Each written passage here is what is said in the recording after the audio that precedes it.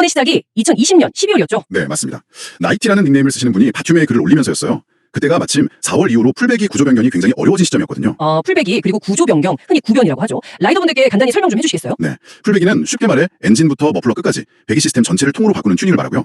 구변은 구조 변경의 줄임말인데 이렇게 튜닝한 부품을 합법적으로 사용할 수 있도록 나라에 신고하고 승인받는 절차입니다. 이게 꼭 필요하죠. 근데 그게 어려워진 상황에서 어떤 주장이 나온 건가요? 그 나이티라는 분의 주장은 특정 인물, 수원 영통구에 살고 검정 카니발 차량을 이용하는 걸로 보이는 사람이요. 양만장 같은 라이더들 모이는 곳에서 일부러 불법 튜닝 바이크만 골라서 신고를 남발하고 다닌다는 거였어요. 아, 일부러요? 네, 특히 구조 변경, 그러니까 구변이 안 된 신형 S1000RR 같은 고가 바이크들이 주요 타겟이었다. 뭐 이런 이야기였죠. 근데 신고만 한 게 아니라면서요. 그 다음 행동이 더 문제였다고요? 맞습니다. 그게 핵심인데 신고를 해서 라이더들을 불안하게 만들어 놓고는 그 신고당한 사람들한테 접근을 하는 거예요.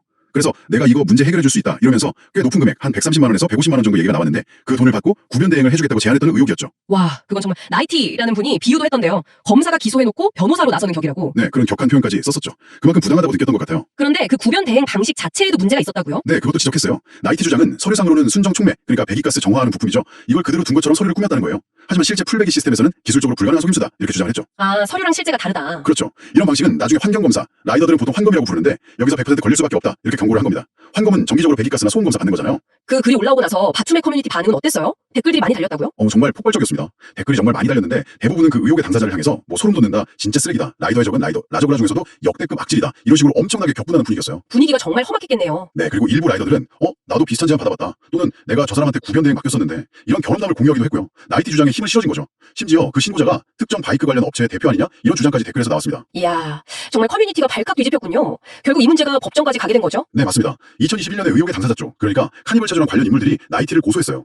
허위사실 적시에 의한 명예훼손 그리고 영업방해 혐의로 형사고소를 하고 민사소송까지 같이 제기했죠. 그 결과가 나오기까지 시간이 꽤 걸렸다고 들었어요. 네, 무려 4년 반 정도가 걸렸습니다. 그리고 2025년 8월에 나이티가 다시 바춤에 글을 올려서 최종 결과를 알렸습니다. 결과는 어떻게 나왔나요? 형사고소는 경찰 단계에서 혐의 없음, 즉 불송치 결정으로 끝났고요. 상대방이 이의 신청을 해서 검찰로 갔는데 검찰에서도 역시 무혐의 처분을 받았다고 합니다. 아, 형사상으로는 문제가 없다는 거군요. 민사는요? 민사소송 역시 1심 그리고 항소심인 2심까지 모두 나이티가 전부 이겼습니다.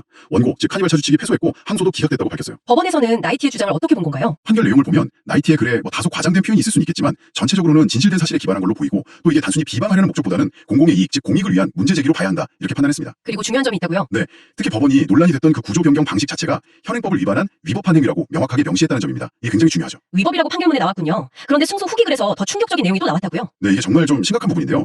나이티는 소송 과정과 추가적인 증거 수집을 통해서 상대방의 구변 방식이 단순한 편법을 넘어서 사문서 위조에 해당할 수 있는 정황을 발견했다고 주장했습니다. 와, 그게 만약 사실이라면 그 방식으로 구변을 받은 라이더들은 자기도 모르는 사이에 서류가 위조된 바이크를 타게 되는 거잖아요. 바로 그 점이 제일 큰 문제입니다.